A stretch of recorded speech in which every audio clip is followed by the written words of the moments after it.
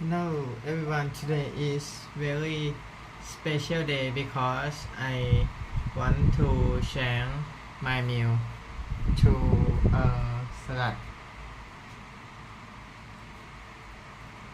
Then I will eat salad at my home.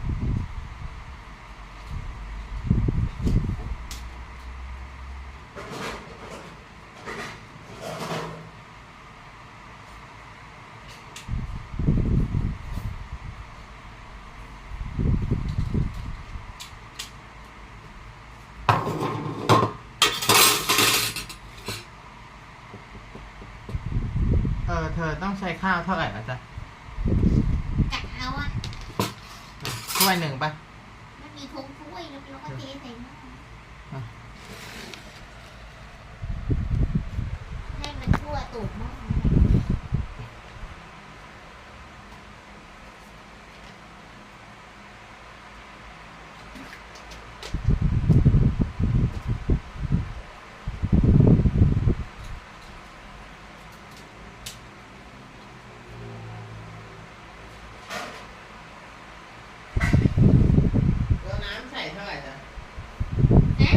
น้ำก็เอาให้ท่วมข้าวนะ ท่วมเลยหน่อยนั่นแหละผงโอ้โหผงข้าวอายุ20 ปีเข้า25ยังผงข้าวมันเด็ดเลยมีแฟนมีอะไรแล้วนะ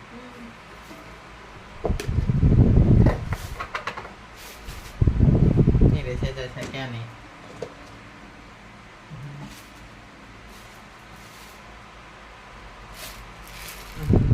This is my library, everyone. It's very good.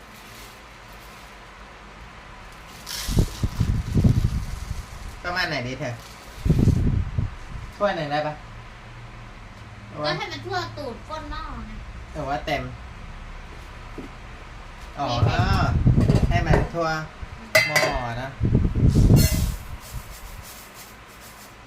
มันถ้าอยากไปยังไงมันก็ทั่วนั่นแหละใช่เหรอ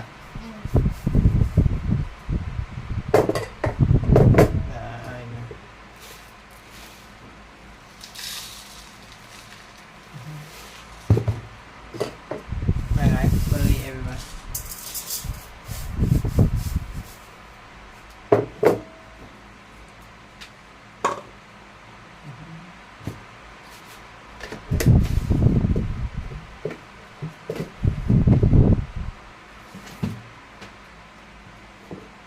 ใช้น้ำเปล่านะค่ะน้ำเย็นนั่นแหละไม่ใช่เอาเหล้าเบียร์มาหุงข้าวที่ไหนก็น้ำเปล่าสิ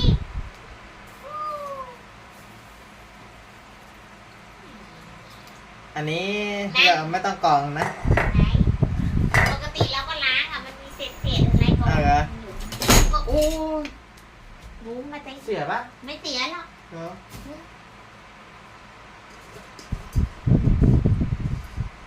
ประมาณนี้นะไม่ต้องล้างนะใส่อีกนิดหนึ่งนะมันไม่ท่วมข้าวเลยเนี่ยต้องให้ท่วมด้วยพอแล้ว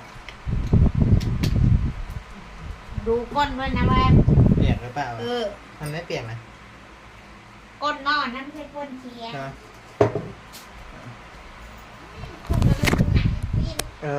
น้ำผูกข้าวใส่กี่ช้อนน้ำท่วมไม่ท่วมใส่น้ำเปล่าใส่อะไรดังคนไม่ได้หุงข้าวนานไม่เคยจ้าอยู่คนเดียวไม่กินข้าวอาหารตามสั่งกินแต่อาหารตามสั่ง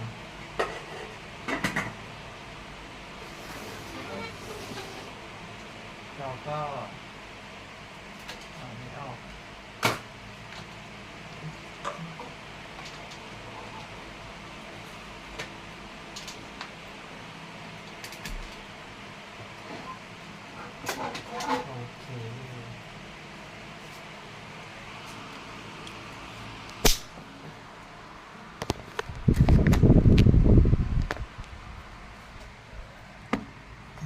I will make my nutty pudding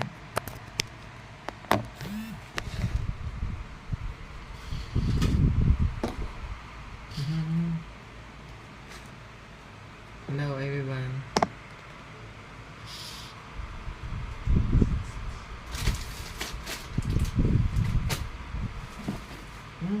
แบบนั้นนะ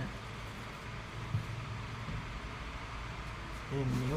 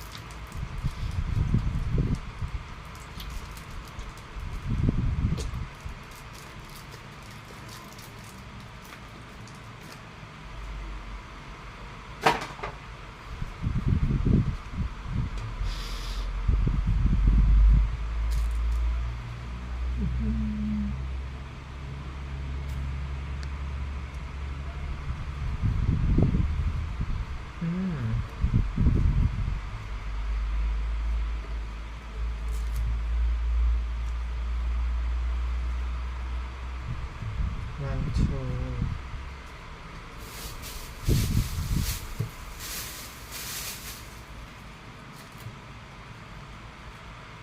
now 33 people okay 4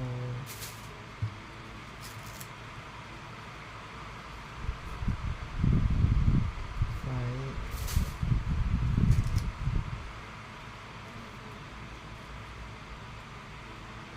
6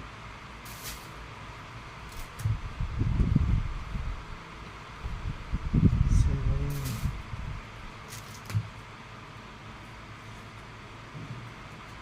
8 you eat 8 banana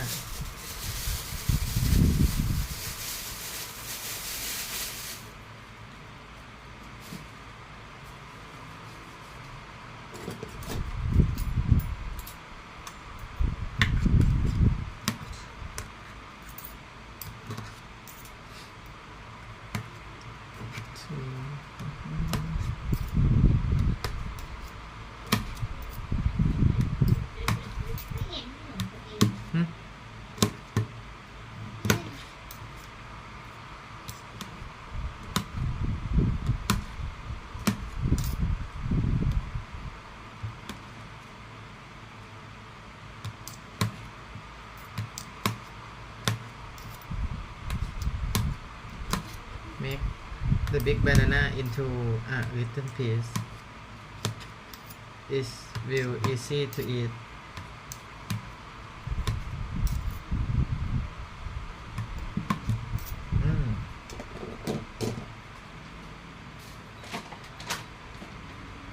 and then put this cacao powder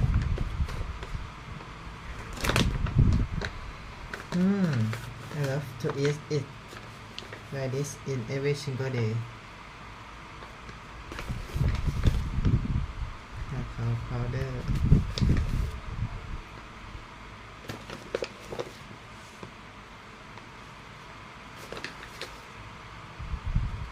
it's like chocolate powder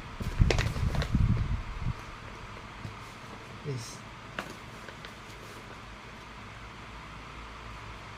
but it's different from the process that's making this cacao โอ้ยเดี๋ยวไปเลี้ยงหมาก่อน ทำไมอ่ะ นี่จะไปขายของเดี๋ยวเย็นจะมีเลี้ยงหมาเลี้ยงแมว this is pea protein powder now 40 people today I will cooking show you today I have a new menu is salad I will eat salad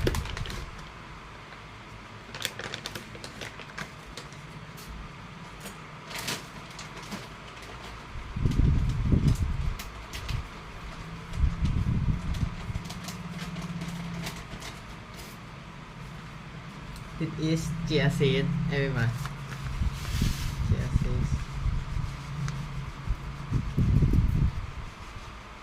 อืม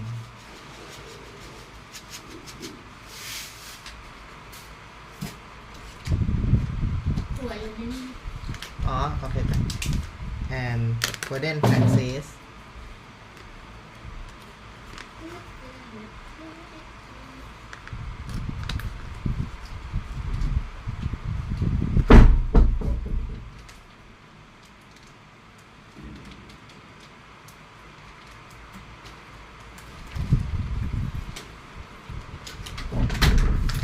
cinnamon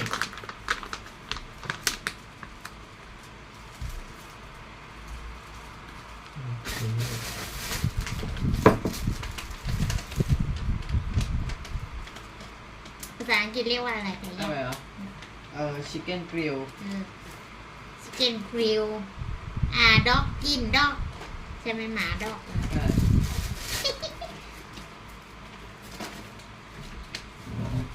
and I will post this. This is called red berry. เอาให้น้องดอกกินเบบี้ดอกเฮ้ย Red berry.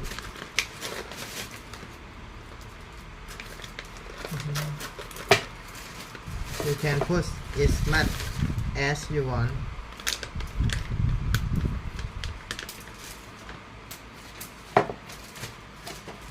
And then this is black goji berry.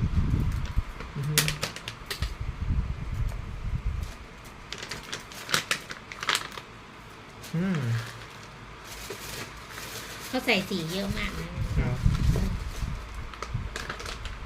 ร้านไหนอ่ะ เป็นร้านที่นี่ที่เง็กที่ดอก and then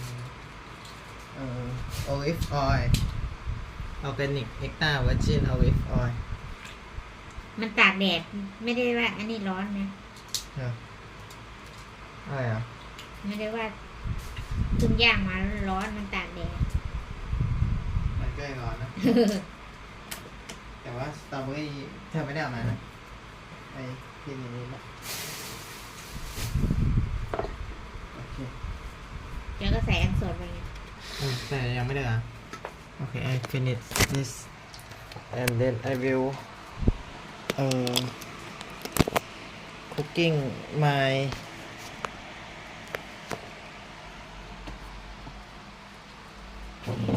salad today I bought this veggie from the market and I have a lot of stuff mix of veggie and tomato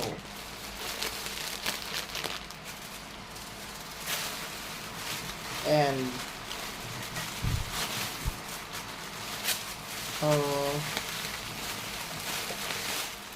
a lot of veggie and this is shiitake mushroom. Okay, let's go.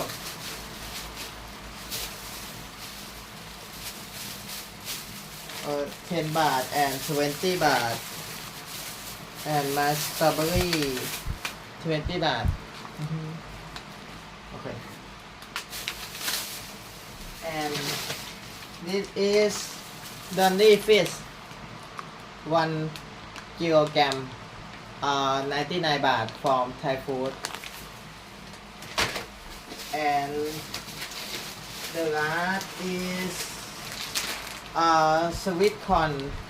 Yeah, I bought it from Thai food too. 1 kilogram. Okay. Let's go. แล้วล้างมือก่อนค่ะ And this is my girlfriend. She is cooking for the pet, the dog. ไหนโชว์มือหนะแฮ่เหมือนปอบไหม And this is my room.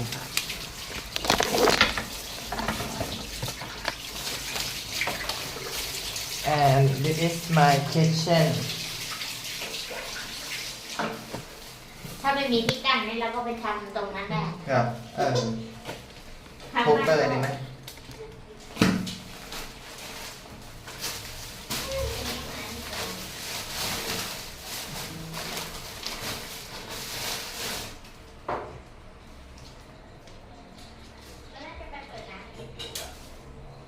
สตรอเบอรี่ใช่ไหมเอาไป ถุงที่เจ๊ซื้อมา ไอ้พวกนี้ปลากับข้าวโพดมันต้องล้างปะ ไม่ต้องเรามันล้าง ปลาเหรอปลาก็ไม่ต้องเหรอ ล้างน้ำก็ได้ล้าง เดี๋ยว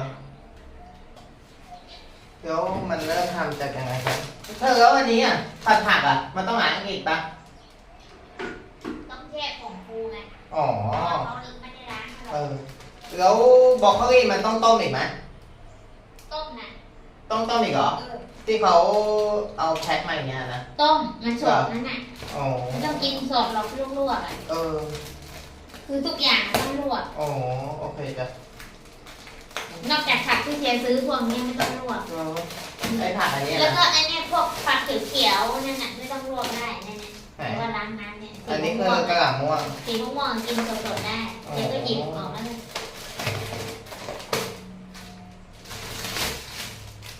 อืม ผิวปากไม่ออกแล้วไม่รู้ว่าเลี้ยงมาปะ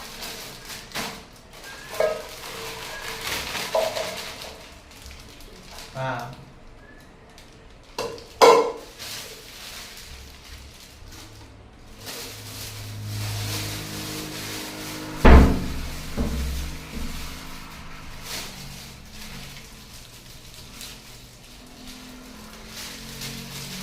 โอเค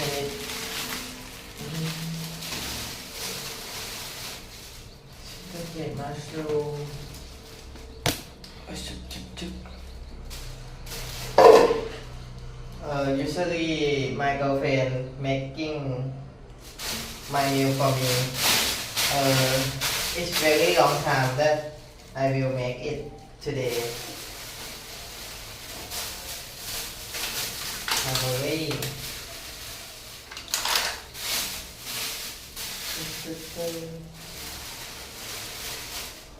and tomato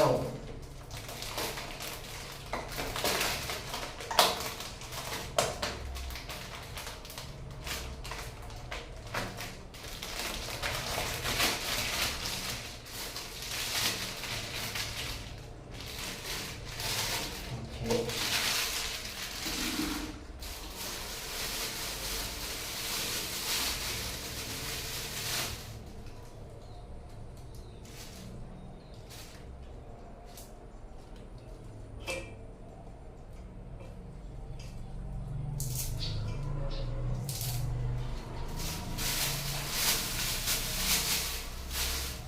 I will clean the veggie first.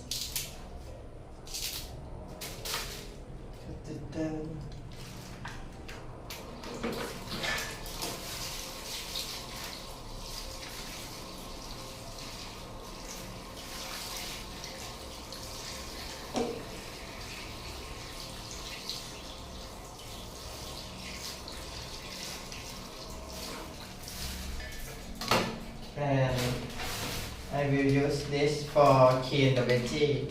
This is called baking powder. My doctor told me that it will clean 90% then salt.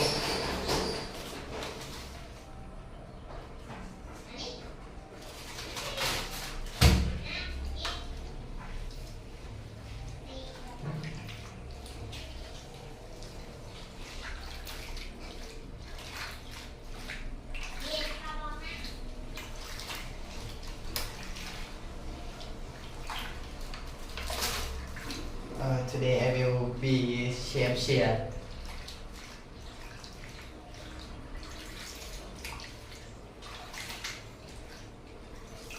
Today I have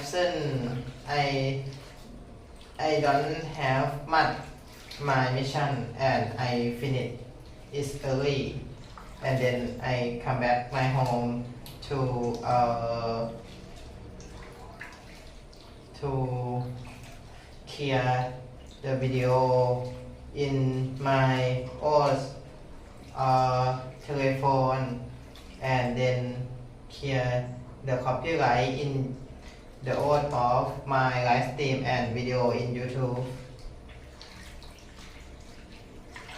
Okay, I think it's will okay.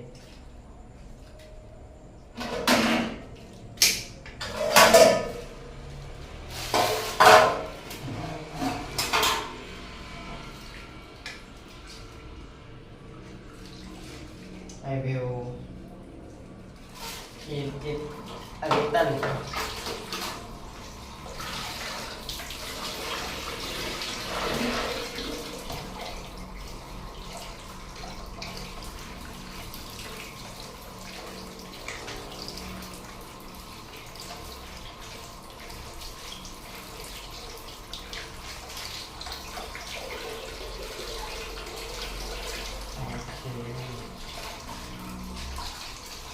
Before I eat,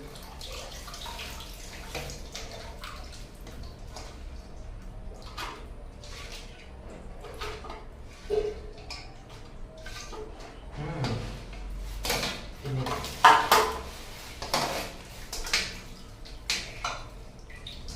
Do it the same with broccoli, tomato, and cauliflower.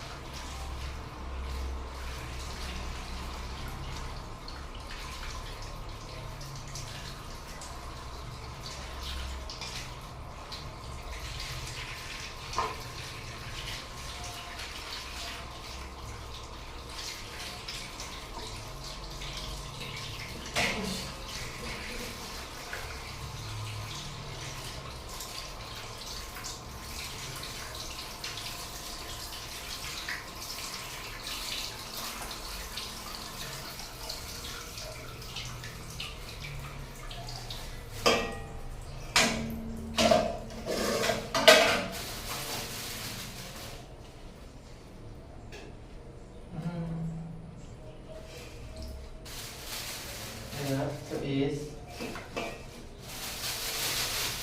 of veggie. Today I will share my life to eat much more veggie.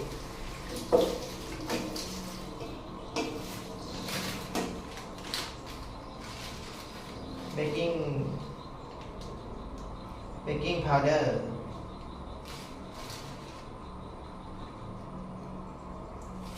It's not the same baking soda. It's called baking powder. Baking powder is used when you making sweeted like cake.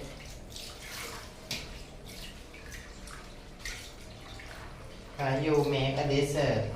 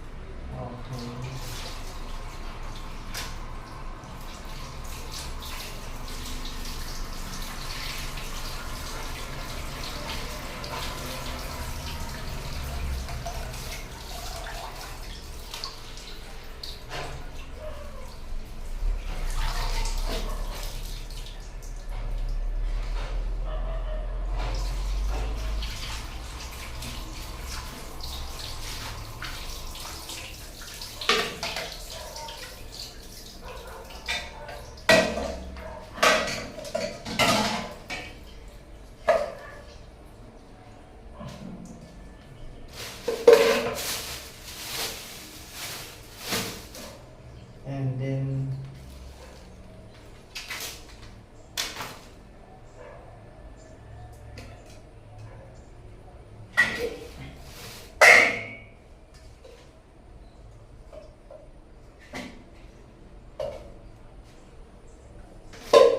I think I will put the veggie in this.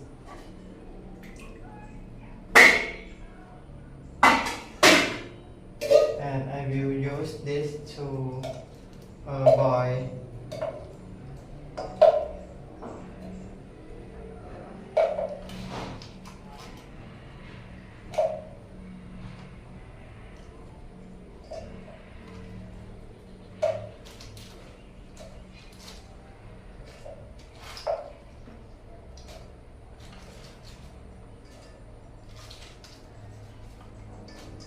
Okay.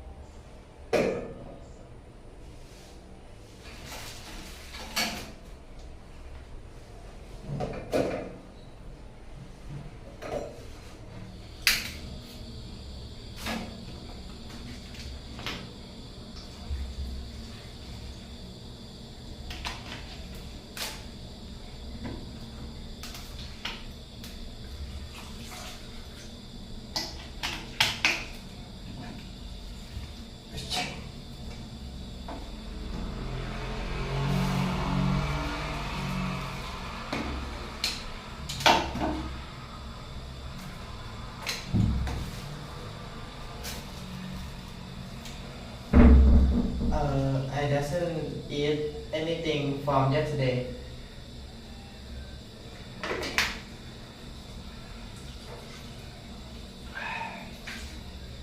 Today I will eat one meal a day.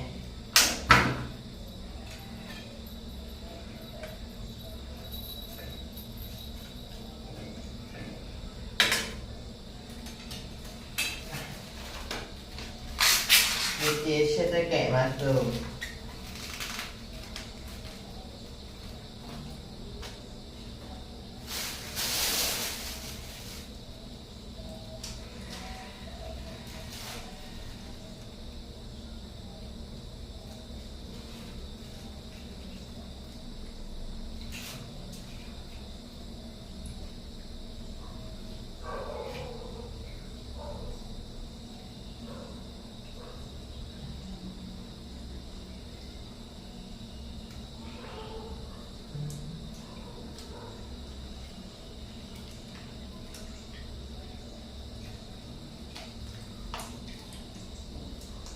Okay.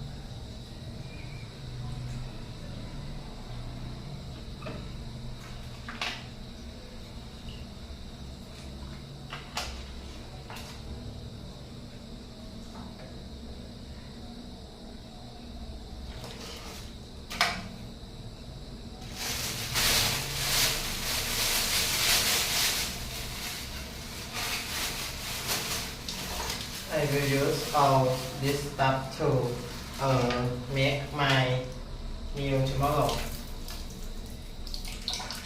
Okay.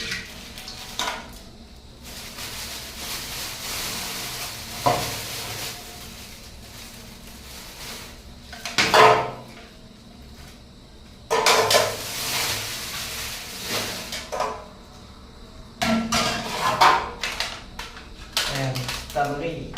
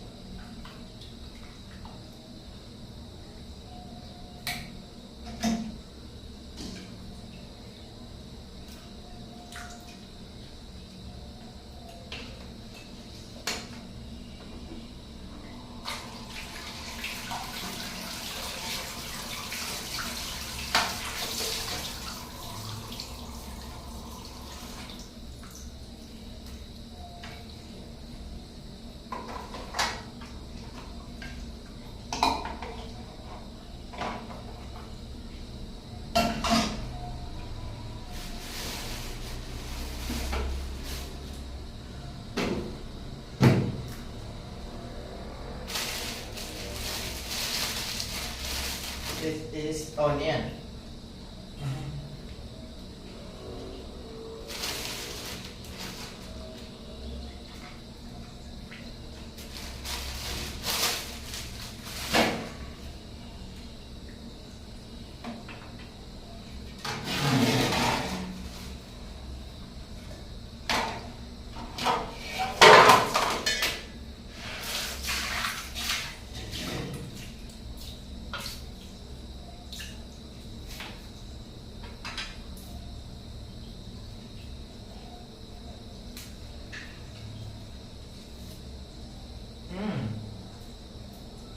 Smell good.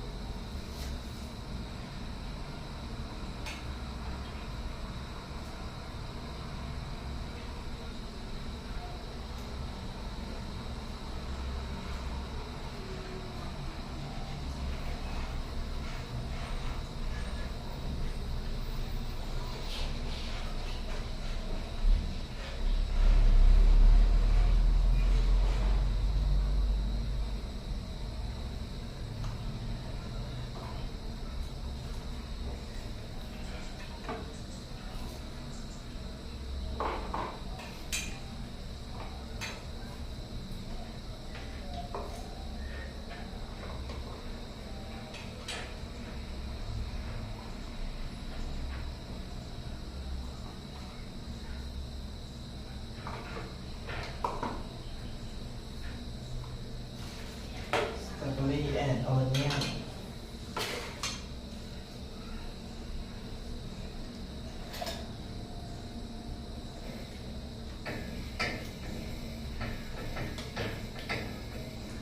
Okay, I think it will already done.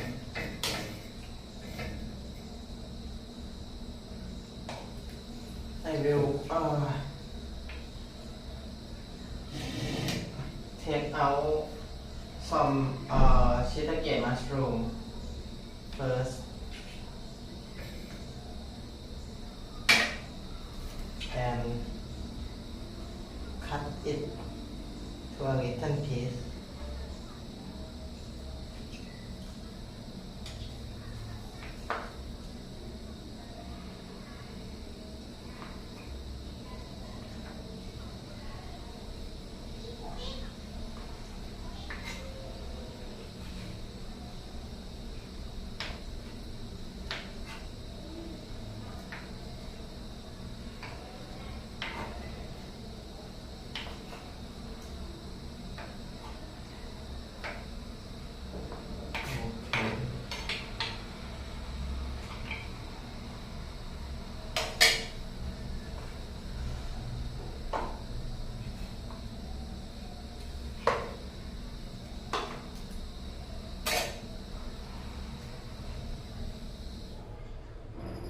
Turn off the gas.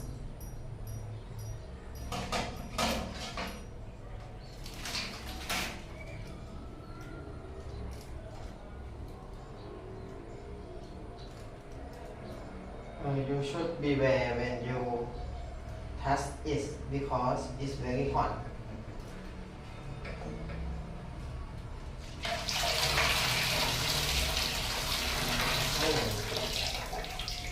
Oh.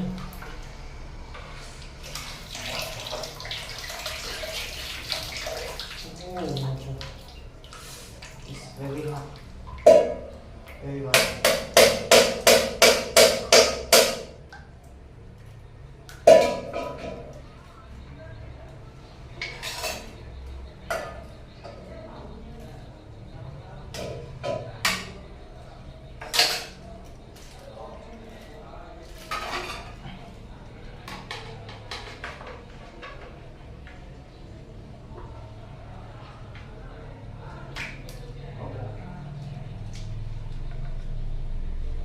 Okay. I finished my veggie. And then I will boil.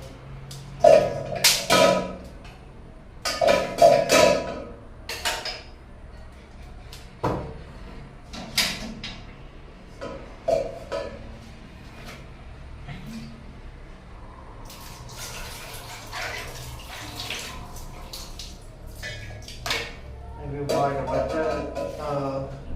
I will drinking some matcha green tea.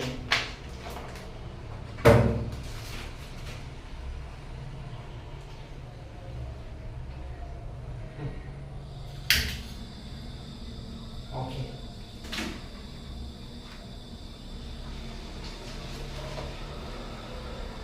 Strawberry, onion, and shiitake mushroom.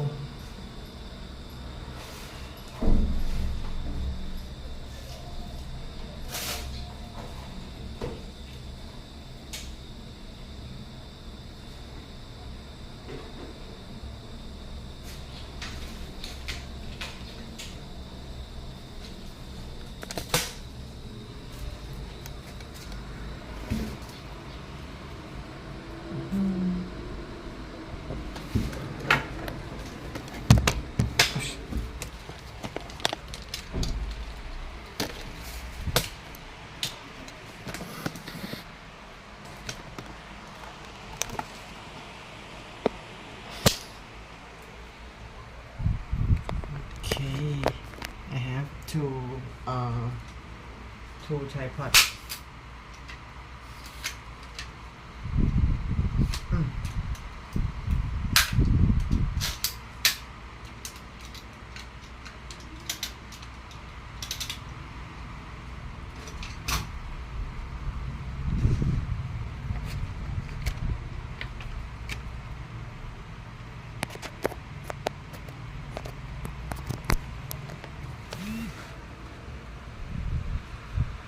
This is my nutty pudding.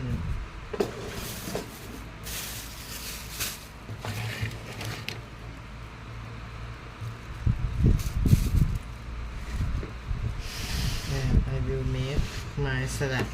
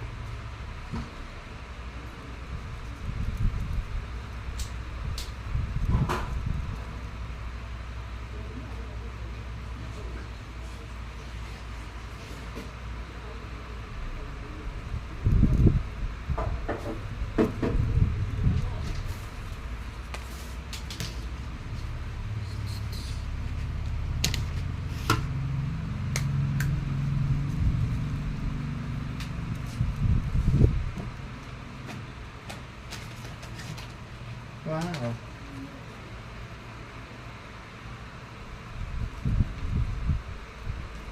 Oh, first time in my life. This is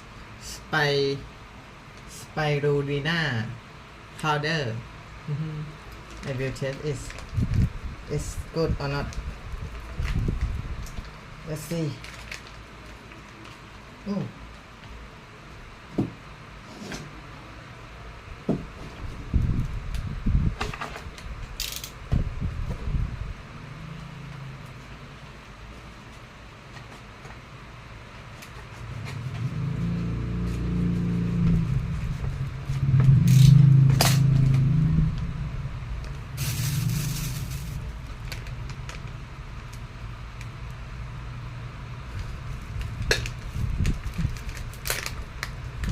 Oh.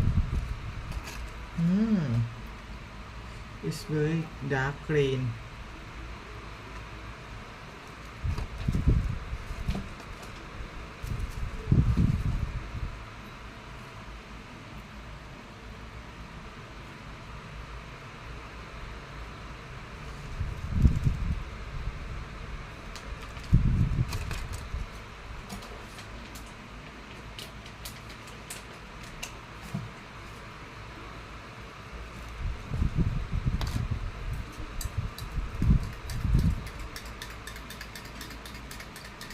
Oh, wow.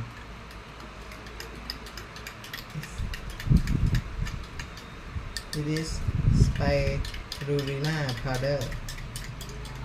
Wow.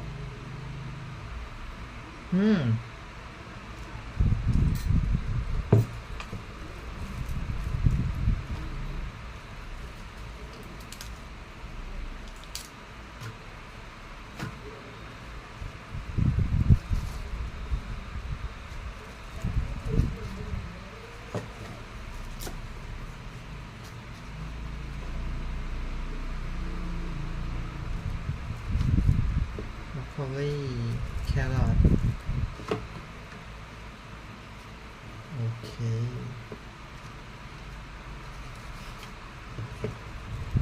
Carrot.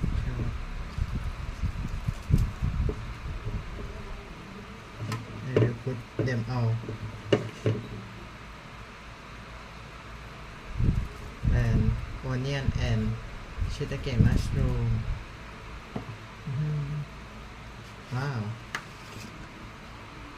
And my nutty pudding. This is my salad. And I topping them with strawberry. Oh. No.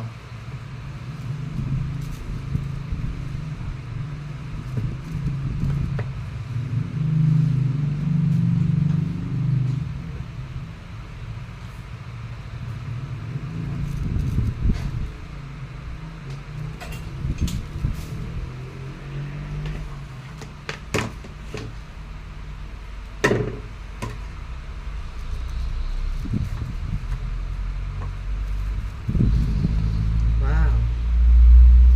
It's very amazing.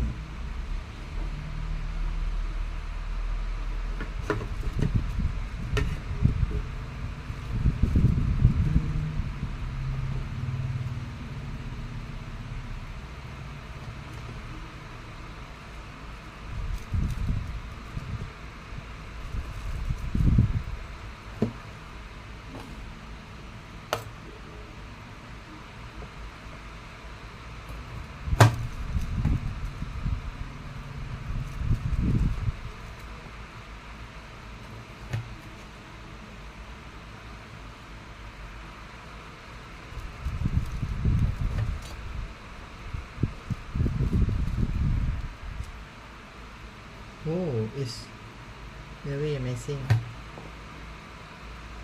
Love to eat it.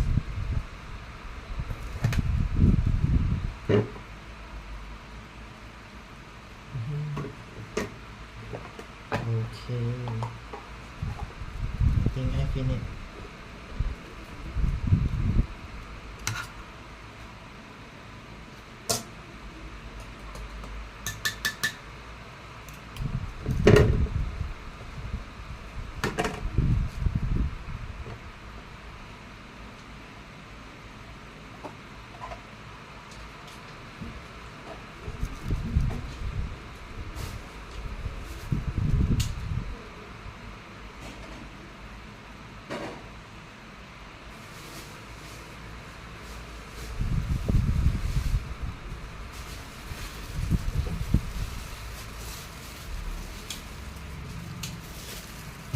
will use my veggie to eat tomorrow. Maybe this.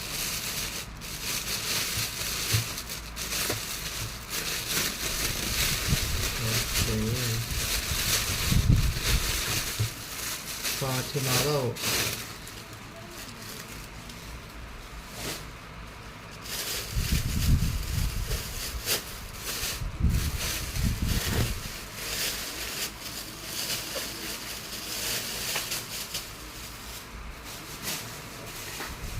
Wow. I have watermelon.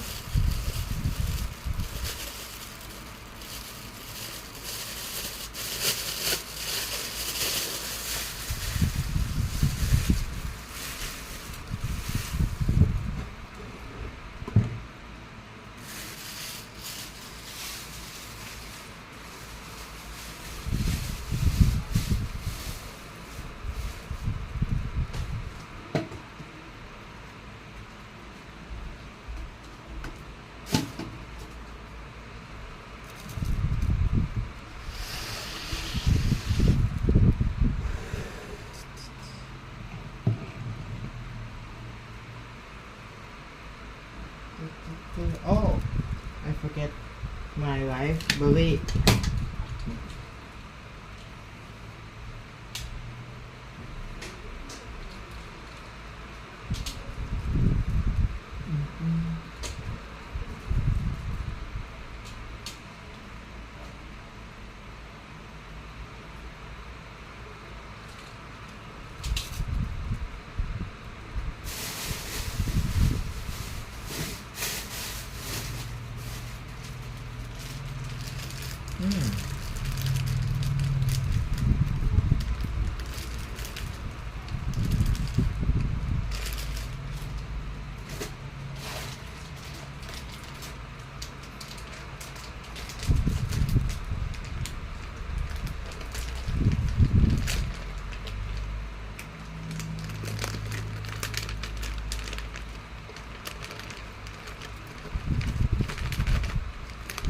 Okay. Okay.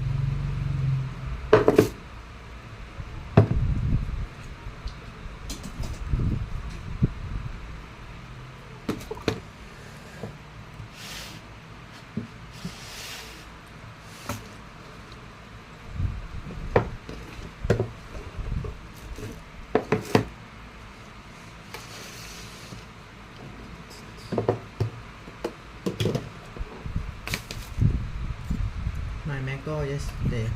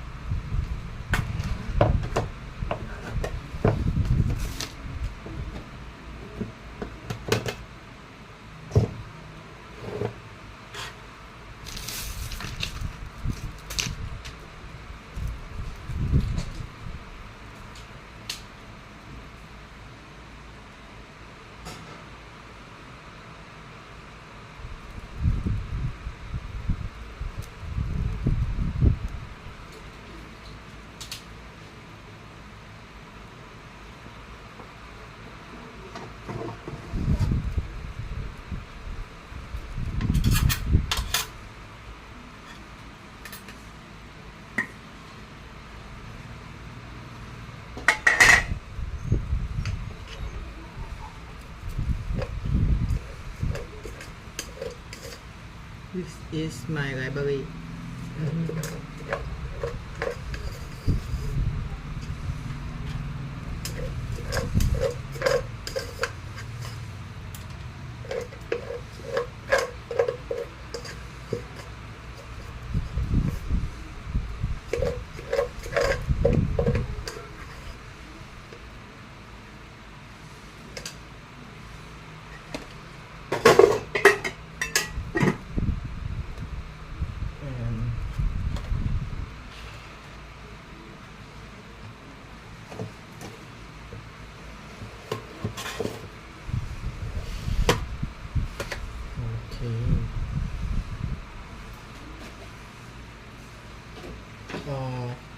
Oregano.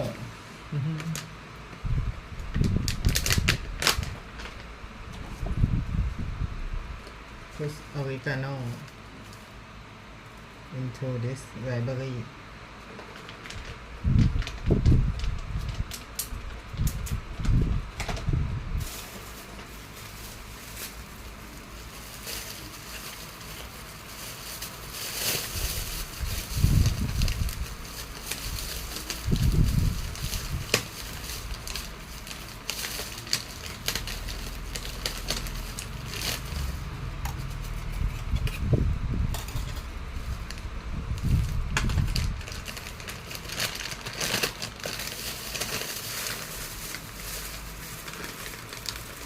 To chop.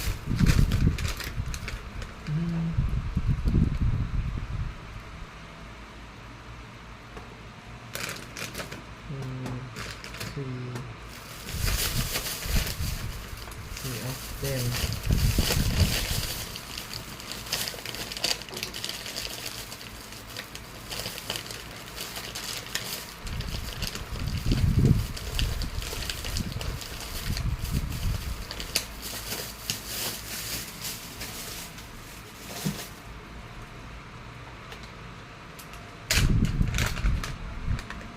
Curcumin.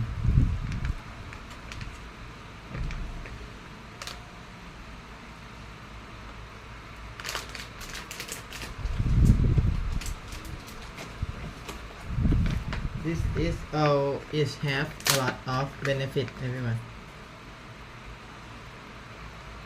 This is Embica.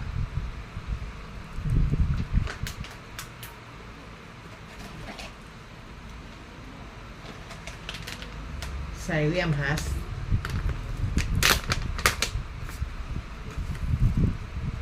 Ui.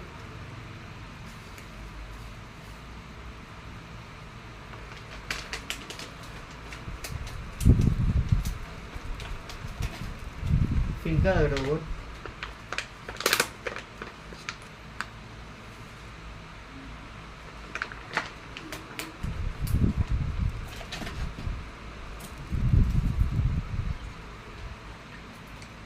Apple cider vinegar.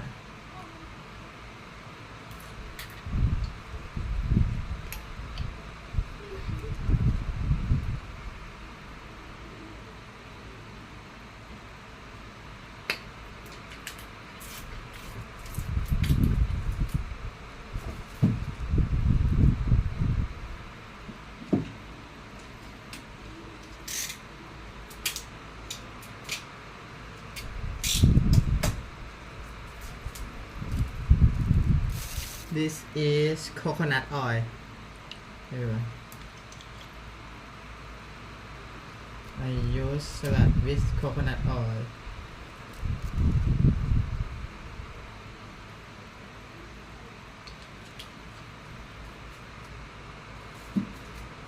Mix olive oil. Okay, olive oil.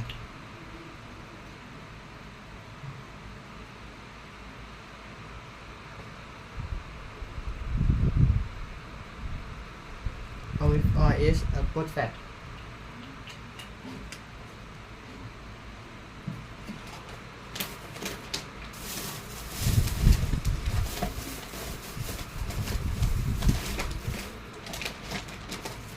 Okay, I think I will finish.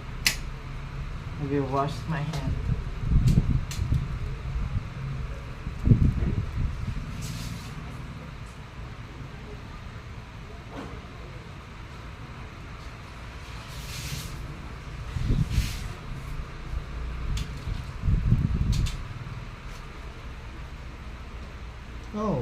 I forget this.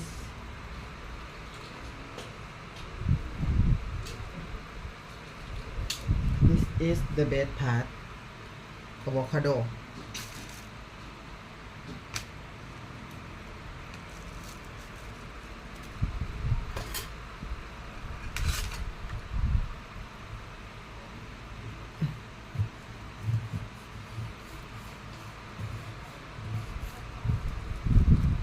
Avocado is superfood.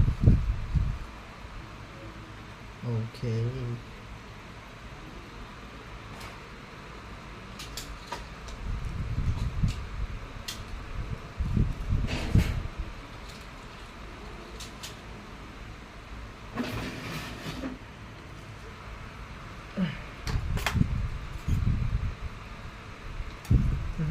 Avocado.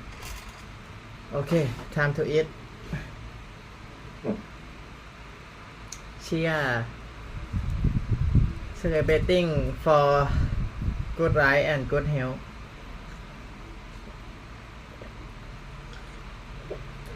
First time in my life to eat this spirulina.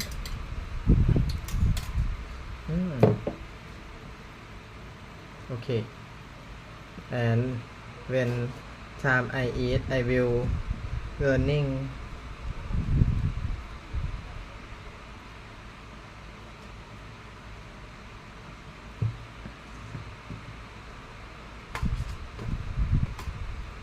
what time is it now? Oh, 7. I will diet maybe 24 hours. Avocado.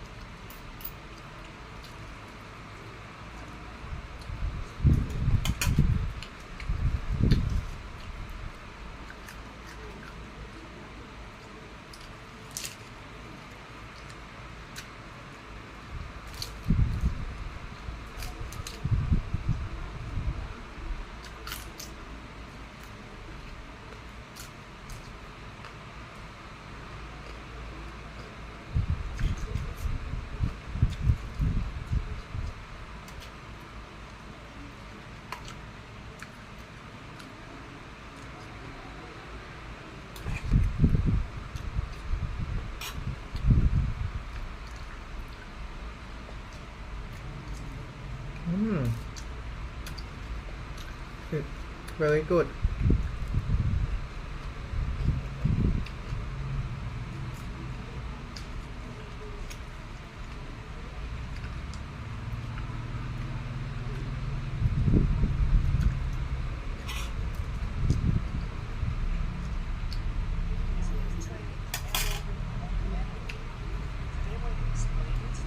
Set some good goals both for your fitness and your health.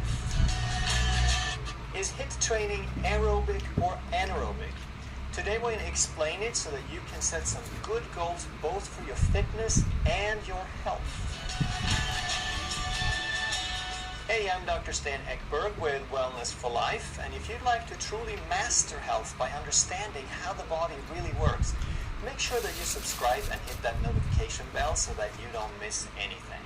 There's a lot of confusion about training in aerobic, anaerobic, cortisol, blood sugar, so we're going to talk a little bit about this today so that you can set some good goals and understand why you're doing it depending on what your health and fitness goals are. So let's assume that you have a resting heart rate of about 60. That's if you're in pretty good shape. A lot of people are anywhere from 60 up to 80, so if you can get it closer to 60, then you've got a stronger heart and a little bit better oxygen utilization. So that's about 30% of your maximum heart rate. And from 60 up to about 120 is what we call the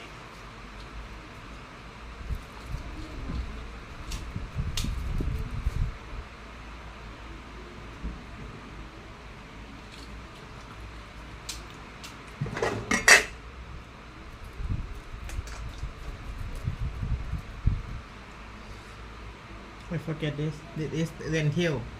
It's a lot of protein.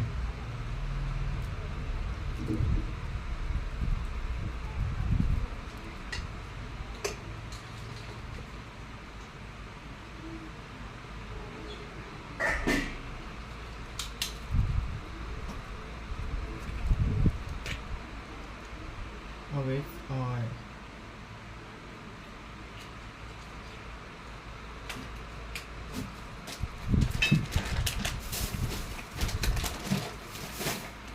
Cumin.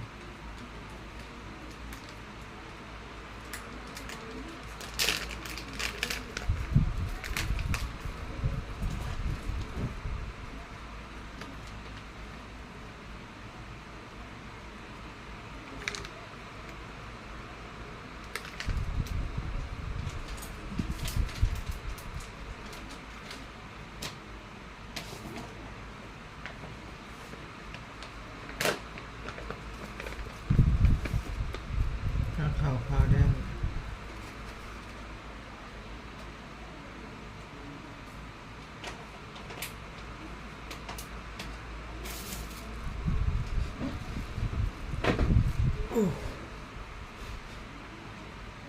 aerobic range. That means that your body is providing oxygen or air at a sufficient pace to keep up with the exercise. So because you're keeping up, you can keep doing it for hours. This would be leisurely to a fast walk. It could be a bike ride, something that you can keep up for hours and still not feel totally beat the next day. That's about 60% of maximum heart rate. Then from that point up, we're getting into the anaerobic. That means without oxygen, meaning we can't breathe fast enough to completely satisfy the body's oxygen need. So we're falling a little bit behind. We can't rely on fat burning and using oxygen. We have to rely on sugar and glycolysis. And there's some other videos I've done in the past where you can check that out. So between a heart rate of 120 to 160, or 60 to 80% approximately, we're in the anaerobic range. Now we're huffing and puffing, and we can keep it up not for hours but minutes. We can push it and do it for 20, 30, 40 minutes if we have enough willpower, but it's sort of painful and we're totally beat afterwards if we do that. And then we get into what we call high intensity interval training. This is the all out, the give it all you got, do or die kind of exercise. And because it should be so intense, you can only keep it up for seconds. And if you could keep it up for minutes, then you're really more in the anaerobic range. You haven't really hit the zone of high intensity where you get some of those specific benefits. So your maximum heart rate is going to vary a little bit, and typically it'll probably be somewhere between 160 to 220, and that's because the maximum heart rate goes down as we age. Everyone's a little different, but typically you're going to find it to be roughly 220 minus your age. So I am 54 years old, so if I subtract my age from that, I should have a maximum heart rate of about 166. So when I really push myself, if I do some uphill sprints or something, I can still get my heart rate to about 175. So it's a ballpark number, but it'll give you a pretty good range of where you need to be. And the 220 heart rate would be basically a teenager. So if you're 60 years old, shoot for 160. If you're a teenager, shoot for 200, 220. And that means you're within a few percent of your maximum heart rate. So I put 100 plus here because myself, for example, can get over 100% of my theoretical maximum heart rate. But once, in order to get into HIIT, you want to push yourself to where you're very, very close to that maximum heart rate. So let's look at what's happening in the body in these different areas, in these different stages. So let's look at stress level. How much stress is it to the body? And we talk about cortisol, general stress level, and how much does it break the body down? Because we want to realize that exercise does not build you up. Exercise breaks you down. It's the recovery and the proper nutrition that builds you back up so you can do the exercise again even better. So with aerobic exercise, when you're just walking leisurely, when you're on a bike ride in the park, then it's a very mild stress. So you're not making much cortisol and there is not much breakdown. So there's not much need for recovery or rebuilding. There's no challenge. You don't have to get better really to do the bike ride next time. Then as we get up, we go from mild to moderate cortisol and stress and breakdown to severe to extreme. And what this means is every one of these has some benefit, because the closer we get, the more extreme we get, the higher the stress level, which breaks us down, and that's not a great thing. But it is sort of a great thing because it's a challenge to the body. So it tells the body, hey, you gotta really, really get your act together.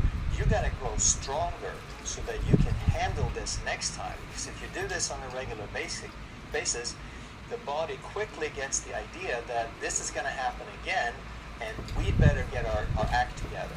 Next we look at growth hormone, and this is sort of related to what I just mentioned. Growth hormone is a rebuilding hormone. It's a rejuvenating hormone. It's extremely powerful for anti-aging, so powerful that they often give it as a drug. But it's a rebuilding hormone. It's a rejuvenating hormone. It's extremely powerful for anti-aging, so powerful that they often give it as a get your act together. You got to grow stronger so that you can handle this next time. Because if you do this on a regular basis, the body quickly gets the idea that this is going to happen again and we better get our act together. Next we look at growth hormone, and this is sort of related to what I just mentioned. Growth hormone is a rebuilding hormone. It's a rejuvenating hormone. It's extremely powerful for anti-aging, so powerful that they often give it as a drug. But of course, when they give it as a drug, you unbalance the body because you're pushing it in from the outside. When you make it on your own, you always remain in balance in your body. So the growth hormone impact on aerobic is very low. You're not challenging your body much.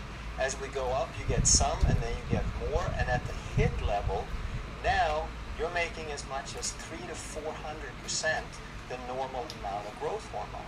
And this stays up for 48 to 72 hours. It degrades gradually. So even doing a HIIT workout twice a week is going to keep you at a pretty high level of growth hormone in a sustained way. Fitness. Now this depends on what you're after. Now we're talking more about what's your goal. The fitness impact on aerobic is pretty low. With anaerobic, you get more and more, and once you get into HIIT, you have a lot of fitness impact. So now we have to look at what is your goal. I was an Olympic decathlete, so my goal was extremely event specific at a very, very high level. So that meant I had to practice at the level and in the same way that I was going to compete.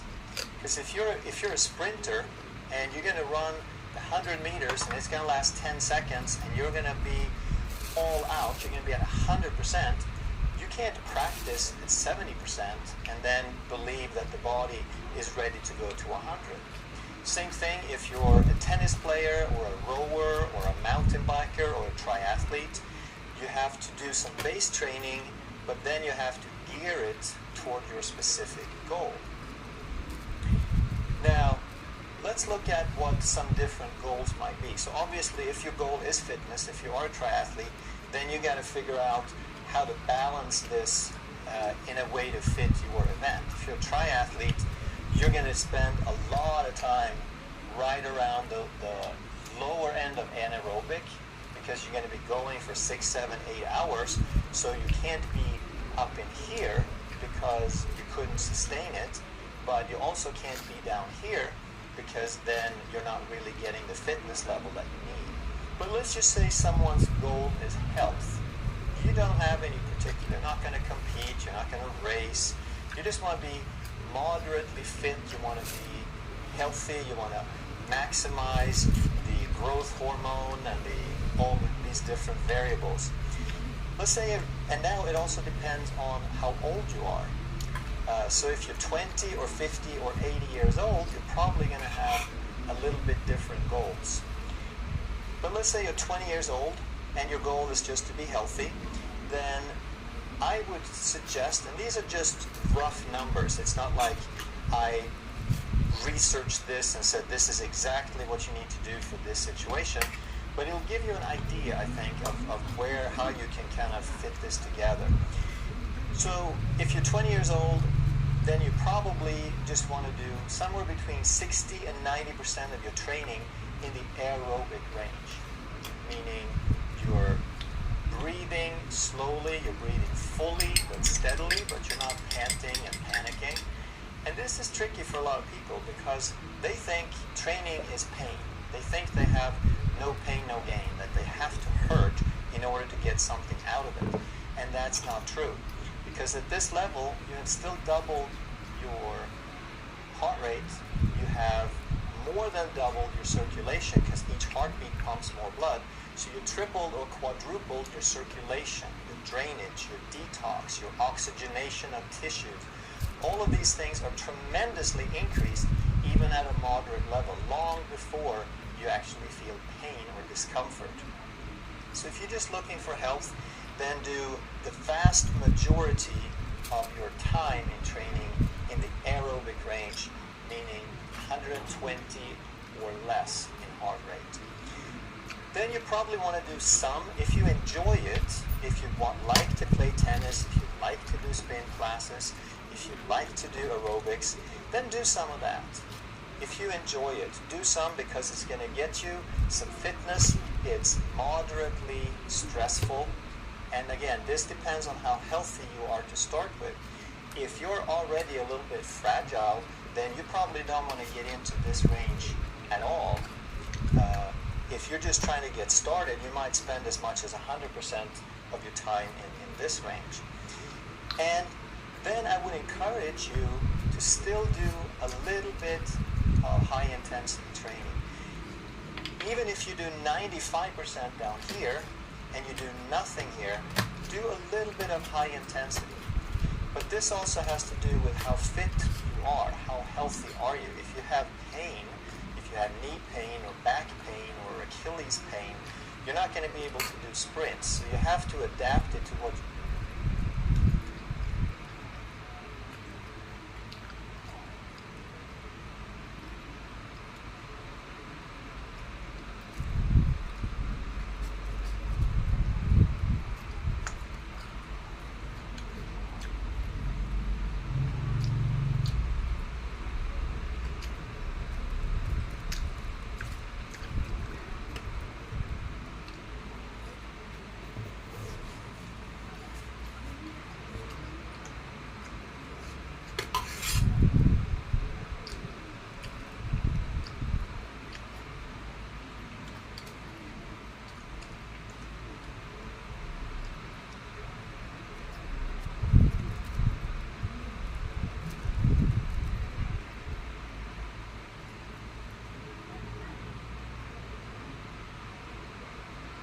Achilles pain.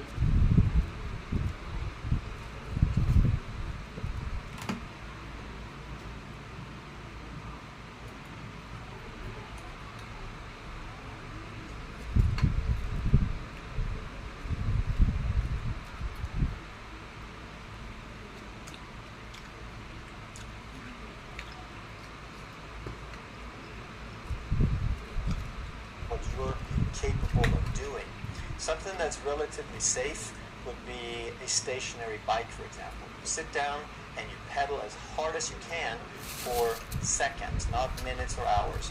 30 seconds, you take a few seconds, 10, 20-second break, go all out again, 30 seconds, and you just do that until you get your heart rate up. And you do this no more than once or twice a week. If you're young and fit, you might do it a little bit more. You might want to do it 3 or 4, even 5 times if it's event specific. But the older you get and the less event specific you are, you probably don't want to do this more than once or twice a week. For just a few minutes, just long enough to get your heart rate into that 95 to 100% range. And now you are dramatically increasing your growth hormone, your anti-aging circumstances, and so forth.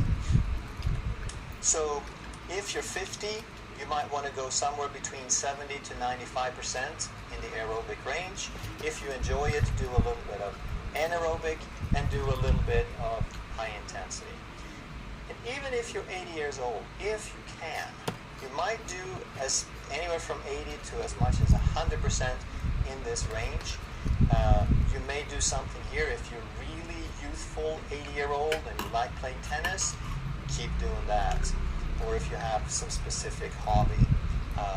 And do what you can. If you're not fit enough, if you have pain or something keeping you from it, then your high intensity is going to be 0, which holds true for the 50-year-olds as well. But if you can, try to do at least once a week, maybe twice, a little bit of high intensity, because now you are challenging your body. You're telling your body, hey, we need some growth hormone. We need something to build up the body so that it can get better, so it can get stronger, so it can have more vitality and deal with this stress tomorrow. Because it is very stressful, that's why, even though there are tremendous benefits, we want to keep this to a minimum. Very, very short duration, not every day. Because this is low stress. You can do as much as you like. Do it for hours if you enjoy it.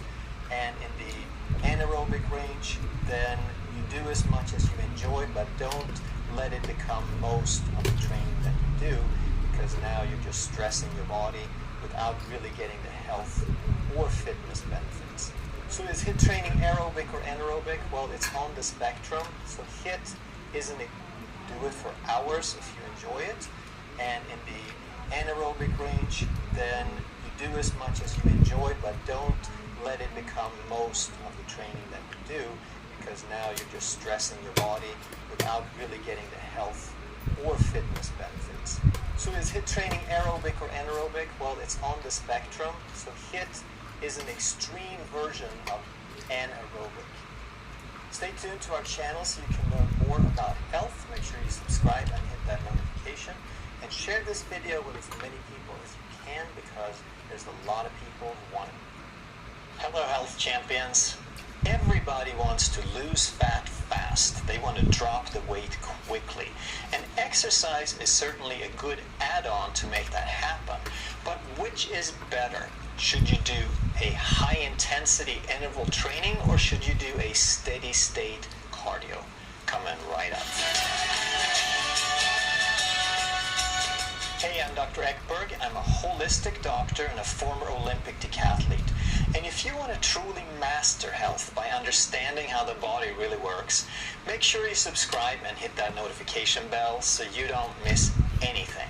So first of all, I want to remind everybody why we really exercise. It's for brain activation, for hormone balance, improved circulation, anti-aging benefits, better balance, physical fitness, coordination, better quality of life overall, and as we're going to talk about in this video, of course, fat burning. Now, some people would put calories on that list, but that's just kind of so silly. We're just going to cross them off and talk about the stuff that really matters. What do we mean when we talk about HIIT versus cardio? HIIT is high-intensity interval training. And high-intensity means you get your heart rate up above 90% of your maximum. If you're not really fit, you don't want to start there. You want to work your way up to that. And interval training simply means we have short bursts of intense activity mixed with periods of rest and recovery. And when the intensity is that high, then we can only keep it up for seconds. People often mean the same thing when they talk about cardio or aerobics. And what this means is we have a medium intensity. It is a lot lower than the 90%, somewhere around 70%, give or take. Some people can push it up a little bit more. And oftentimes we talk about cardio as a steady state. So if you did something like a spin class, even though you might have variations, you might have higher or lower intensity within the workout, you're not having longer periods of complete recovery like we do in the high intensity. And because it is a lower intensity or a medium intensity, we can keep it up longer. This one we just would fall down if we try to go longer than seconds, but here we can actually keep it up for 30 to 60 minutes. So which one is better for fat loss? Well, it depends. Let's first understand what's happening at different levels of exercise. So if you're 40 years old, as an example, then your maximum heart rate would be 220 minus your age, or 180. So then you just put in whatever age you have and you come up with a number.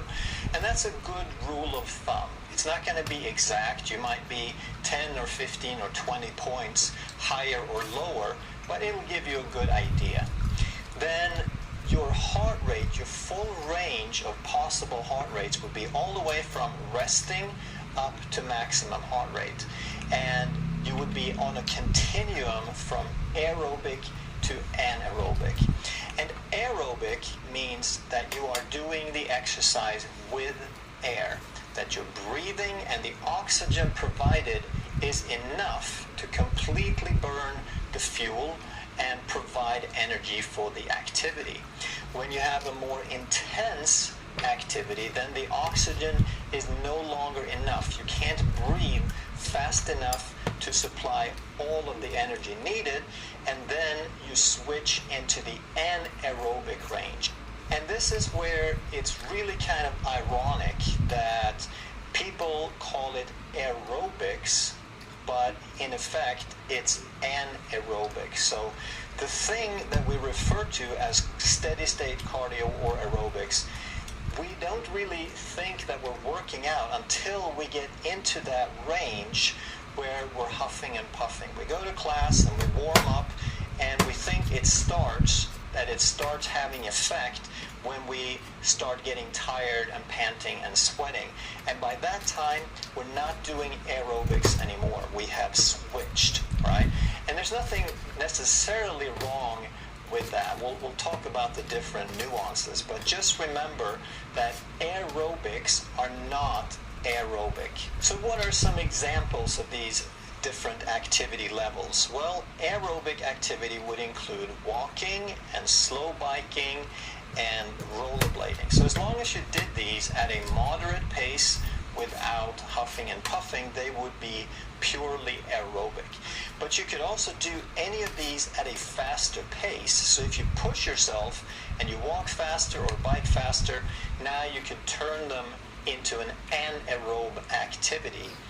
And also anything that you typically go to a class for, like a step class or spin class, etc., those would qualify for anaerobic most of the time because you're probably going to get into the huffing and puffing when you do them. Also, any competitive sport, any team sport where you keep it up for 30, 60, 90 minutes would also be in the anaerobic range primarily. And HIIT, high intensity interval training, are things like sprints or running up the stairs in a stadium or doing burpees, activities that you couldn't keep up very long at all. Next, we want to understand the two sources of fuel the body has and how they change depending on activity. If you do a low intensity aerobic activity, you'll be using mostly fat, and that's especially true if you're fat adapted. If you are carb dependent, or if you recently had a lot of starch or sugar, then you're going to shift that balance toward the glucose, but an aerobic activity is still primarily a fat-burning activity.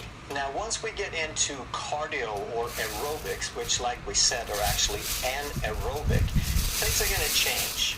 But sometimes we're a little sloppy with language, and we say that the body switches from burning fat to burning carbs. And that's not really what happens, because we're still going to maintain our basic aerobic fuel burning, all right?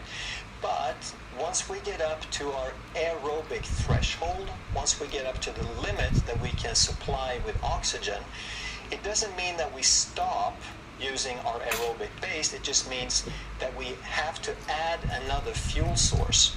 So now we still burn the fat, but we have to burn more glucose in addition, so glucose becomes the dominant fuel. And the same thing obviously holds true for high intensity interval training, that the more intense it is, the more glucose we have to add on, the faster we have to burn through the glucose, so that glucose becomes even more dominant. But fat is still there as the aerobic base. The next really important key to understand is that the type of exercise will impact the hormones, and hormones impact fat burning or fat storing. And the two hormones in question are human growth hormone and cortisol.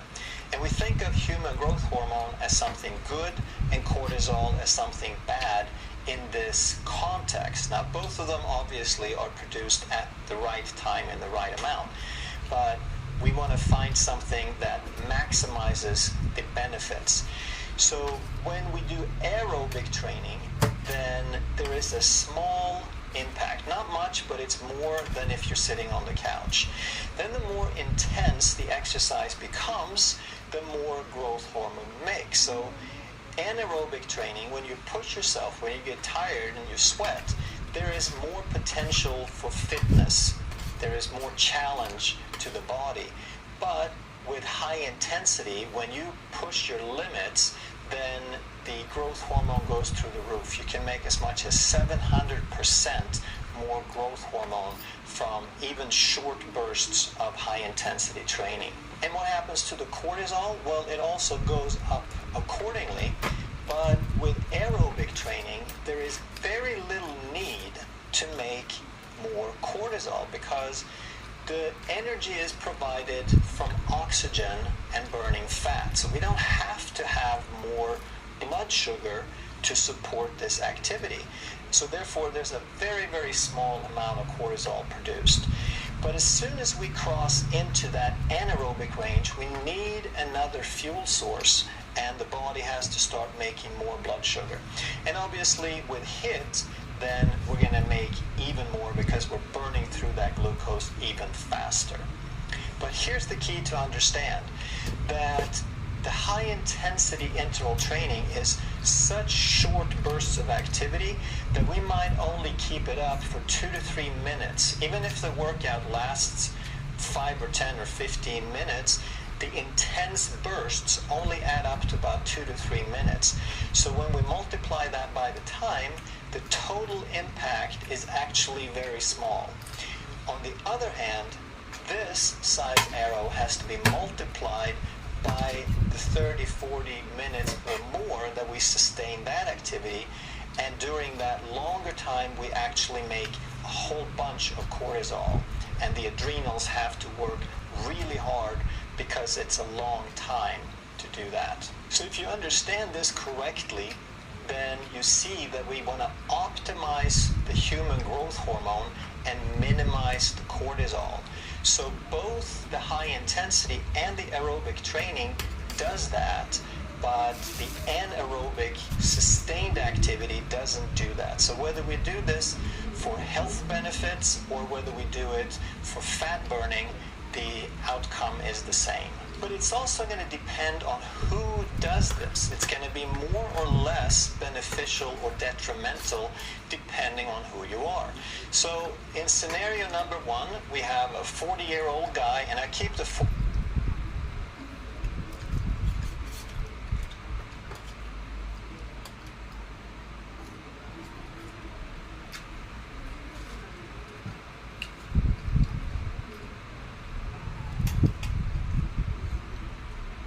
years just because he keeps my numbers the same, but you can change it out depending on your age.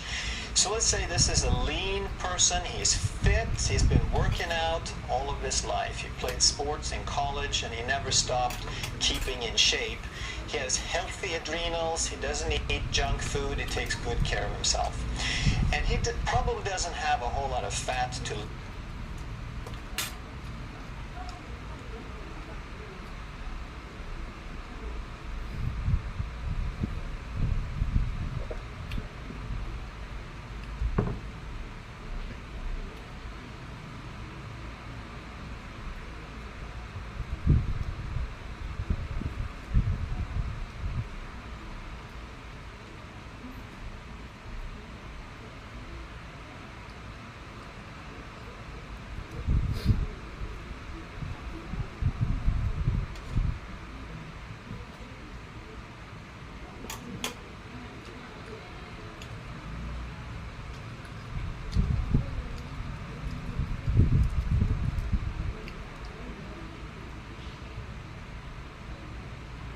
keeps my numbers the same, but you can change it out depending on your age.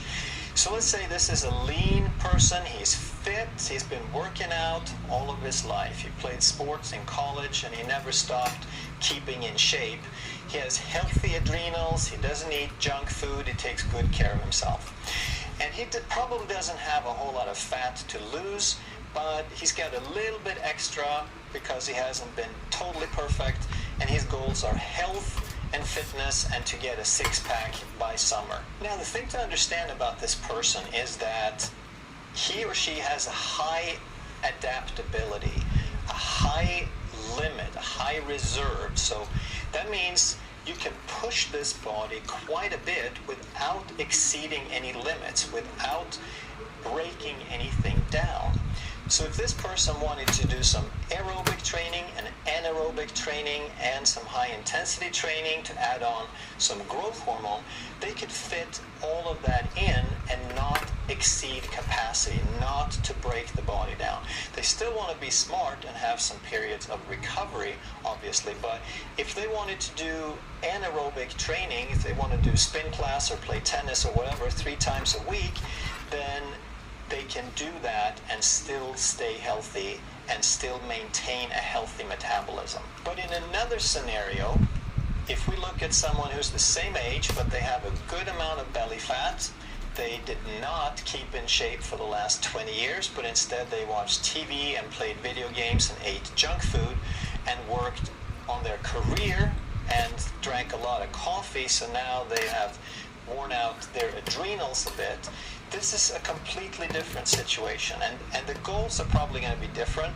They're probably looking primarily for weight loss and fat loss, and hopefully, if they've been watching this channel enough, they're also including health as a goal in itself, primarily rather than just weight loss and fat loss. But this person, in contrast, has a low level of adaptability. Their body can't handle that much.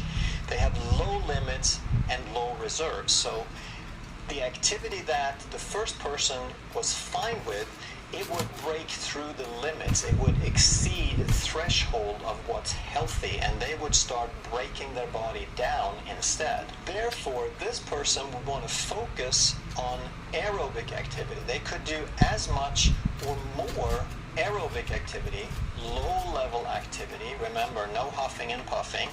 They could do that 3 to 5 times a week for as long as they wanted to, 60 to 90 minutes, still obviously within the levels of their fitness. If you haven't moved in years, you may not want to go on a 90-minute hike every day. You work up to it. They also want to do some high-intensity interval training, but again, if you're not fit, you don't want to start trying to push your body up to 180. You still are going to be in a high intensity at a lower level, but you do it twice a week for just a few minutes, and as you get more fit, you gradually push this level of high intensity up toward your maximum. And if you really, really love some sort of sport, some sort of anaerobic activity, you can probably fit it in, but I would keep it at a easier level, and I wouldn't do it more than once a week for maybe 20 minutes, right? And these are not hard and fast rules, but I'm trying to give you the idea that what's healthy for one person is not going to be healthy for another. So what about the ever popular boot camp? All the people who they find themselves in middle age and they haven't been taking care of themselves, and now all of a sudden they're going to fix everything in a short period of time. So they go to the gym and they sign up for boot camp and they get a personal trainer who's going to try to whip them into shape.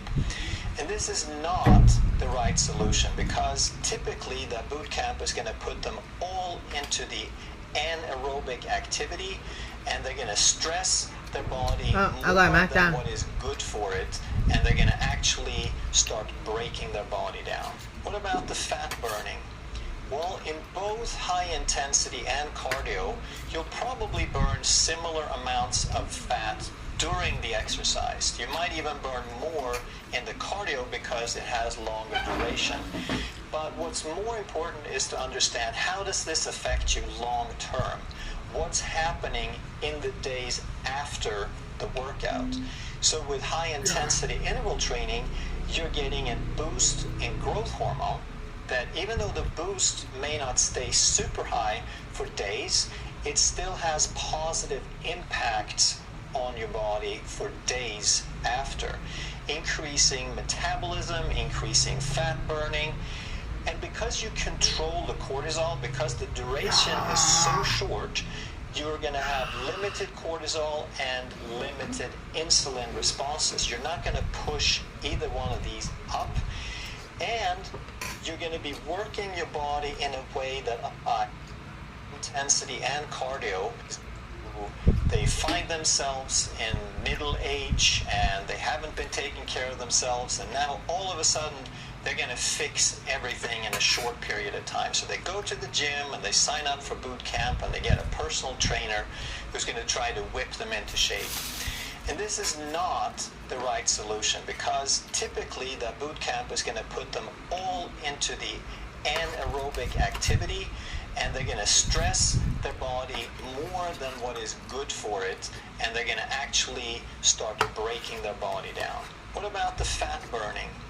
Well, in both high intensity and cardio, you'll probably burn similar amounts of fat during the exercise. You might even burn more in the cardio because it has longer duration. But what's more important is to understand, how does this affect you long term? What's happening in the days after the workout? So with high intensity interval training, you're getting a boost in growth hormone that, even though the boost may not stay super high for days, it still has positive impacts on your body for days after, increasing metabolism, increasing fat burning. And because you control the cortisol, because the duration is so short, you're going to have limited cortisol and limited insulin responses. You're not going to push either one of these up, and you're going to be working your body in a way that allows it more health, more balance, more homeostasis. You're not going to push it in a way that it can't find its way back to balance. And what happens with cardio in the days after? Well, if you're healthy, like scenario 1, then yes, you can still stay in a healthy state of fat burning. It probably won't be optimal. You can probably still get better benefits by focusing more on high intensity and low level and do less of the cardio, but you can still get away with it. You can still be healthy. However, if you have insulin resistance and you have weak adrenals, now you're going to be pushing the cortisol beyond what you can handle. You're going to create insulin resistance. You're going to probably add to the belly fat that you already have, and you'll be pushing your body away from health. You'll be decreasing health, and you could even affect your fat burning in a negative way. So hopefully by now you're looking for fat loss, health, fitness, and good hormones all together. And then you want to focus on aerobic. You want to do the vast majority hours over here and seconds to a few minutes over here.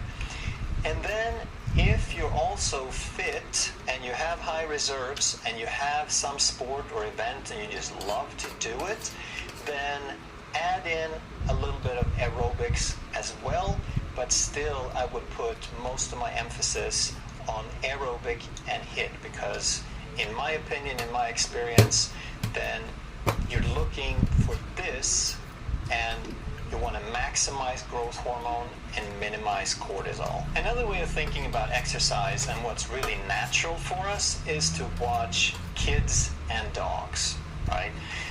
They're going to go running as fast as they can to pick up something. You throw them a ball and they run as fast as they can and they run back with it, and you throw it again and they run as fast as they can and they come back. And then what happens when they're tired is they stop. You throw the ball and they're not interested anymore. Same thing with the kid. They're going to go run and say, hey, look how fast I can go. But they'll only do it as long as it's fun. They're not going to get on a track and go 45 minutes around the track. They might say, hey, look what I can do just like Dad. But after 2 minutes, they're tired and they stop. So that's how exercise should be. It should be play. It should be fun. And we're designed to go intense and then stop and rest. If you enjoyed this video and you'd like to learn more about health and how the body really works, make sure you which is better for maximum weight loss, walking or running? Every year, millions of people resolve to lose weight, but every year, millions of people gain the weight back. Is that because they did something wrong, or because they are lacking in character and willpower? A lot of people believe in the notion of no pain, no gain, that we have to suffer in order to get results. But is that really how it works for weight loss and fat burning? Or is that more of a cultural conditioning that we should be more deserving of success if we suffer first? Well, in this video, you will learn the truth about how it really works, so that next time you resolve to lose weight, you can do it once and for all. Coming right up. Hey, I'm Dr. Ekberg. I'm a holistic doctor and a former Olympic decathlete. And if you want to truly master health by understanding how the body really works, make sure you subscribe and hit that notification bell so that you don't miss anything. So the idea of losing weight and burning fat based on exercise like walking or running is based on the idea that we have to expend energy. We have to use up energy or calories, and therefore some of that energy is stored as fat, and therefore if we expend more energy, then we would burn the fat. And that makes a lot of sense, but it's not as simple as that. So first we want to look at where does that energy come from, and how is it different if we're walking or running, or is it different? All right? So the two ways that the body makes energy is called oxidative phosphorylation. It's a big word, but it simply means that we're making energy in the presence of oxygen. It means we have enough oxygen supplied that we can send the fuel into something called a mitochondria, and that mitochondria uses oxygen to oxidize the fuel. And this fuel could be fat or glucose. And if we have enough oxygen, then we're going to make fuel, we're going to make energy called ATP. That's just the cellular currency. It doesn't really matter what it is. It's just the currency of energy in the cell. And we can make 38 units of ATP from 1 unit of glucose. And fat is a larger molecule, so we make more than 38 ATP. But that's not really important. The important part is that it's a very efficient way of making energy, and in the presence of oxygen, we can make a lot of it. And all of that oxidation is happening in the mitochondria. So because because that is the preferred and the most efficient way for the body to make energy, and because at rest and at moderate levels of exercise, the body prefers to use that, and it prefers to use fat for fuel, at rest for our basal metabolic rate and for low intensity exercise, we use about 85% of the energy from fat and about 15% of it from glucose. But both of those fuel sources are channeled into the mitochondria for the use of oxygen to make ATP. All right? The alternative way of making energy is called glycolysis, and that word means, it's from two parts. It's glucose, glyco means sugar, and lysis means to break apart or split. And that's exactly what it is. So when we don't have oxygen, when oxygen is not available, or when it's not available in sufficient quantities, when we're falling short, then the body relies on glycolysis. It starts splitting sugars, and this does not happen in the mitochondria. This is a separate mechanism. It happens inside the cell, in the cytoplasm, but outside the mitochondria. This is not very efficient at all, and we can only make 2 ATPs from 1 unit of glucose. So when we have oxygen, we can make 19 times more energy than when we don't have oxygen. So what this means is, this is an emergency way of making energy. It's super, super important for a crisis, such as when we don't have oxygen, or when we have to make a sprint, when there's an emergency, when we have to escape from something. Then we have a backup fuel, we have a backup method of making energy, but it's very inefficient. It costs us to make a certain amount of fuel. We have to use up a lot of glucose. 100% of this mechanism of this glycolysis comes from glucose, hence the name glycolysis. It's about sugar. It doesn't work for fat. So if you're planning to walk or run in order to burn fat and to lose weight, then we would want to understand, does this happen more during walking or running, or does that happen more? And what's the balance? How does that really work? When can we burn the most fat? Because ultimately that would be the goal. So there's something called aerobic metabolism. That means with air.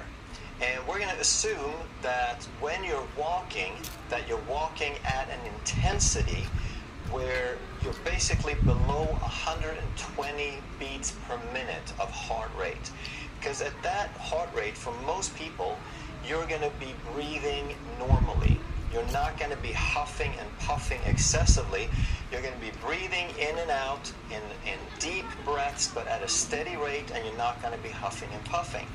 What that means is you have enough oxygen. When you're not huffing and puffing, you're supplying enough oxygen to provide the mitochondria enough oxygen to stay with the oxidative phosphorylation without needing to get in to start splitting sugar. And because of that, the aerobic metabolism, aerobic exercise, which is all activity when you're less intense than huffing and puffing, you're going to burn the vast majority of your fuel from fat, especially if you're fat adapted. So if you're fat adapted, you're probably going to be somewhere in the neighborhood of 85% burned from fat and about 15% from glucose.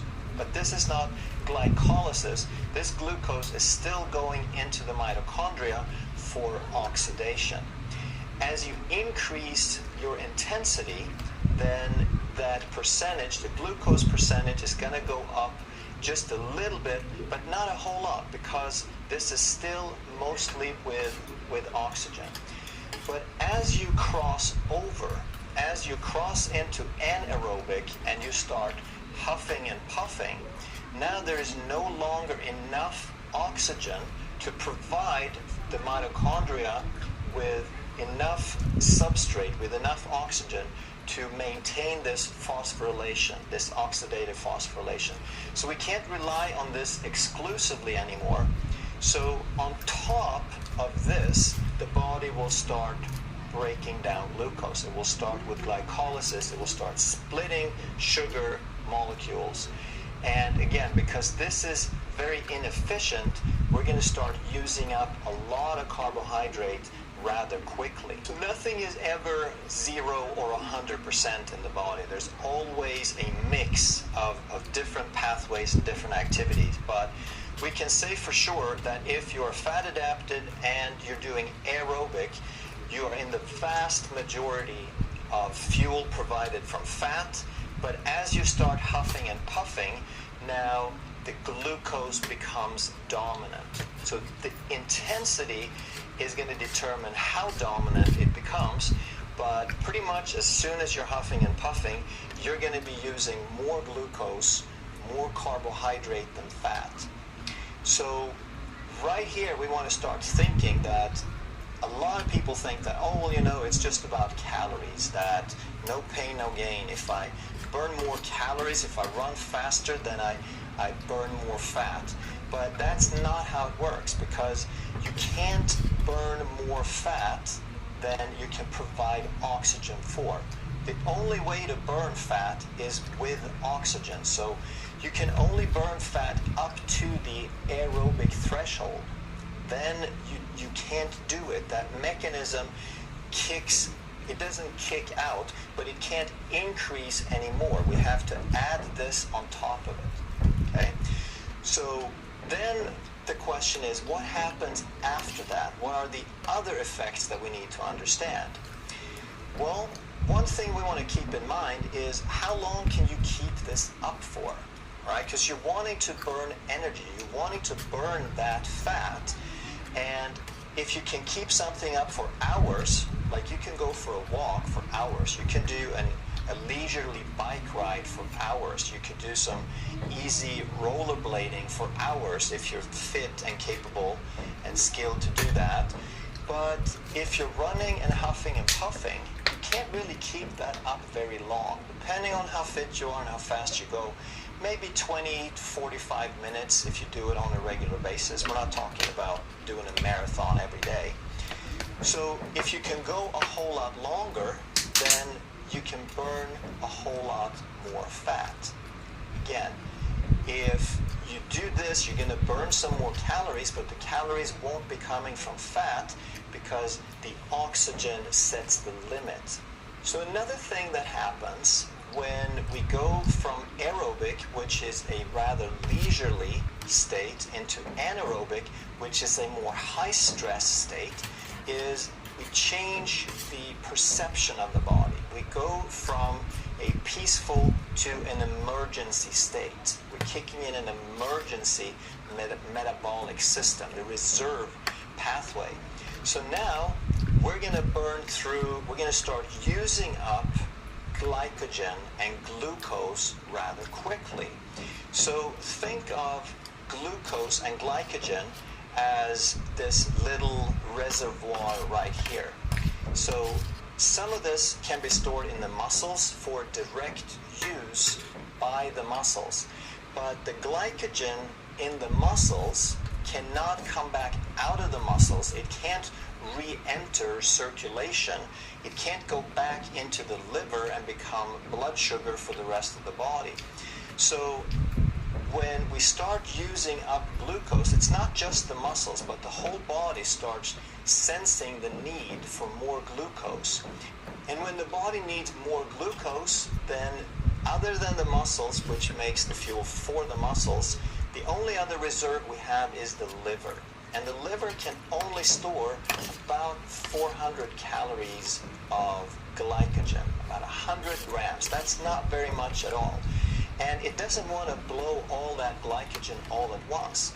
So it starts to look for other ways. And the primary way to create more glucose is cortisol. And the cortisol starts telling the liver to convert some of that glycogen, but it also starts looking for other sources in the body, like amino acids and protein. So anywhere that the body can start to source more substrates, more things that it can turn into glucose, cortisol is going to tell the body to do that. That once we become more dependent, once we start using more carbohydrates, then we start becoming more dependent on carbohydrates. And because the reservoirs, the stores of carbs is called glycogen, they're very limited in the body. And once we start burning through them, the body is going to start looking for more immediately. And one way that it's going to do that is by raising cortisol. So early on, the cortisol is simply going to tell the liver to break down some glycogen to maintain blood sugar, because we're going through it faster. The muscles are using most of it, and they sort of have their own supply, but other parts of the body are also looking for more glucose now that we're burning through the reserves.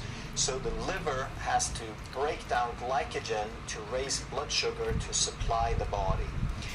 And now with that higher cortisol, we're also going to increase insulin, because once we retrieve the glucose from the liver, we break down glycogen, the glucose gets into the bloodstream.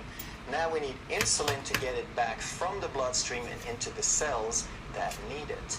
If we stick with the walking, if we stay in aerobic, then we're never going to trigger significant amounts of cortisol. We're going to stay on a low cortisol level. That means that our ability to burn fat and our ability to stay fat adapted is much, much better.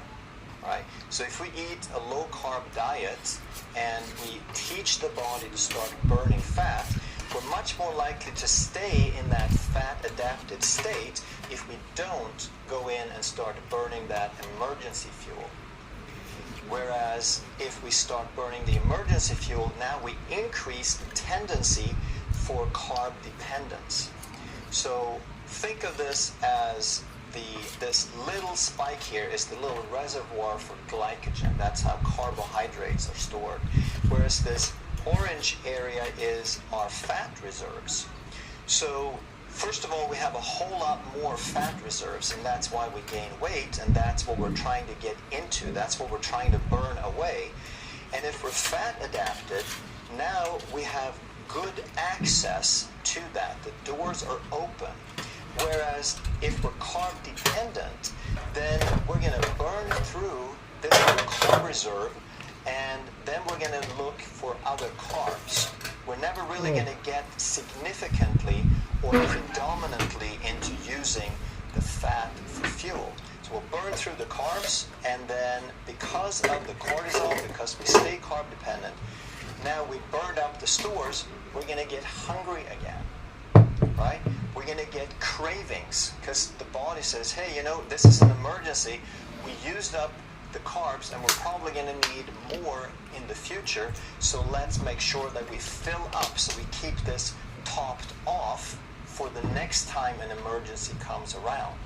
Whereas if you're fat adapted, then there's no emergency. You got all this fuel to use up. There's no stress. There's no emergency there. So it's not just about how many calories you burn. It's how many calories are you going to eat. What's your tendency going to be for eating and having cravings afterwards? So with aerobic, you are probably, if you're fat adapted especially, you're probably not going to have any extra hunger. If you were fasting before and you go for a walk, you're probably not going to come back and be ravished. Whereas if you go for a run, if you get into this burning through carbs, then an hour after, you're probably going to be ravened. And if you watch some of my videos, you know that insulin is the main hormone that we're concerned with. Insulin is released, it's secreted, it's stimulated in response to blood sugar. So when we have high cortisol, when we exercise and trigger cortisol, that's going to raise blood sugar. So we're also going to raise insulin. And insulin, like we've talked